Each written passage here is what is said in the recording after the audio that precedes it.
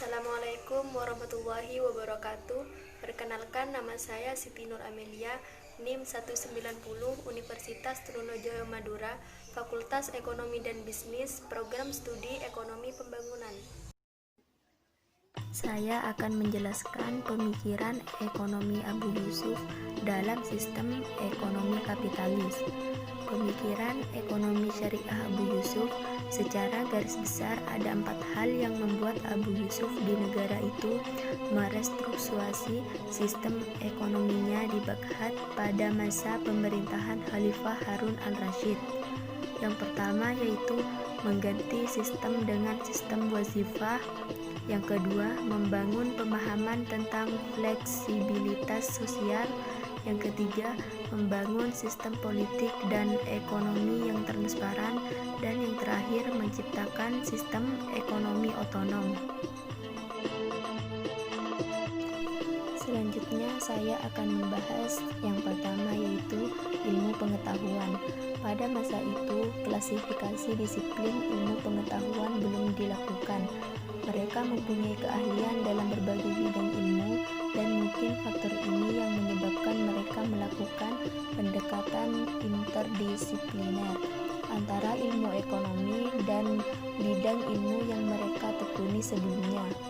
Pendekatan ini membuat mereka tidak memfokuskan perhatian Islam yang bersumber dari Al-Quran dan hadis Nabi.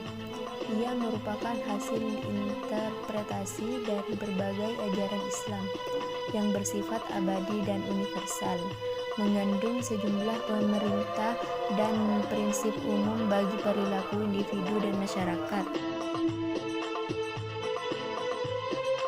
Kondisi sosial ekonomi.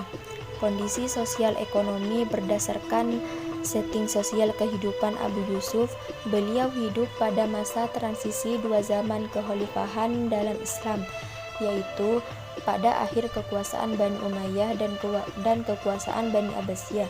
Secara historis, dinasti Abbasiyah eksis setelah munculnya berbagai pemberontakan yang dilakukan oleh keturunan Al-Abbas dan para penentang lainnya terhadap kekuasaan dinasti Bani Umayyah di Damaskus, yang diakhiri dengan terbunuhnya Khalifah Marwan II. Dengan demikian, Abu al-Abbas yang keturunan Al-Abbasiyah memproklamirkan diri sebagai Khalifah dinasti Abbasiyah I. Masa ini adalah masa peralihan dari pemerintahan Umayyah yang berkesan keras ke arah pemerintahan Abbasiyah yang lembut dan makmur. Kemakmuran tersebut dibuktikan dengan meningkatnya kesejahteraan negara dan rakyat, terutama pemerintahan Harun al-Rasyid.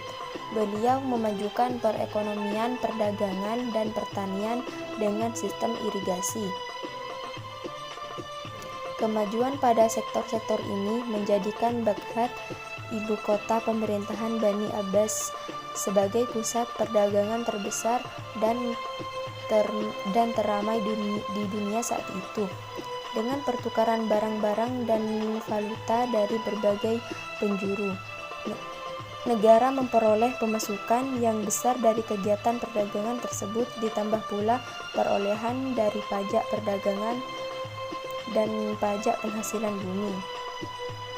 Dari beberapa pendapatan tersebut, negara mampu membiayai pembangunan sektor-sektor dari lain negara seperti pembangunan kota Baghdad dengan gedung-gedungnya yang megah, pembangunan sarana peribadatan, pendidikan, dan kesehatan. Kemudian negara juga memberi insentif yang tinggi kepada ulama dan ilmuwan yang mempunyai tulisan atau karya ilmiah serta hasil penemuan. Dalam analisis historis, masa ini ditetapkan sebagai puncak kerajaan Islam, yaitu sering disebut zaman ke-6 Islam atau The Golden Age of Islam.